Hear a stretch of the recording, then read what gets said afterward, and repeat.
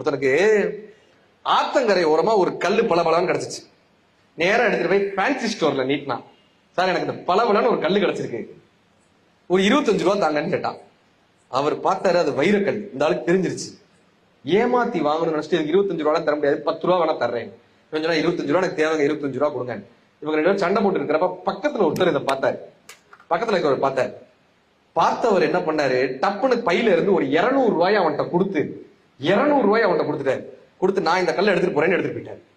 இப்ப இந்த fancy store காரர் இருக்காருல்ல, அவர் அப்படியே பதட்டப்பட்டு இவன்கிட்ட கேட்டார், டே அறிவு இருக்காடா உனக்கு, அது வைரக்கல்றா, அது கிட்டத்தட்ட லட்சம் ரூபாய்க்கு மேல போகும், அதை போய் 200 ரூபாய்க்கு கொடுத்துட்டியாடா, அறிவு இருக்கா அப்படின்னாரு. இவன் சிரிச்சான். சிரிச்சுட்டு என்ன தெரியுமா சொன்னா, என் டார்கெட் 25 ரூபா தான். கரெக்டா, என் டார்கெட் 25 ரூபா தான். அந்த ஆளு 200 ரூபா கொடுத்தா. இது என்ன கல்லுன்னு எனக்கு தெரியாது, ஆனா இது வைரக்கல்னு உனக்கு தெரிஞ்சது இல்ல. தெரிஞ்சப்ப நீ என்ன பண்ணிருக்கணும், 1000 ரூபாய் கொடுத்துட்டாவது வாங்கியிருக்கணும். இதனுடைய மதிப்பு தெரியாமல் இருந்த நான் முட்டாள் அல்ல, மதிப்பு தெரிந்தும் அதை விட்ட நீதாயா முட்டாள்.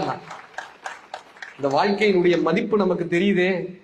வாழ்க்கையினுடைய இந்த அரிது மானிடராய் பிறத்தல் அரிதுன்னு சொல்லும் போது, இந்த மானிடரான பிறப்பினுடைய இந்த மதிப்பு நமக்கு தெரியுதே.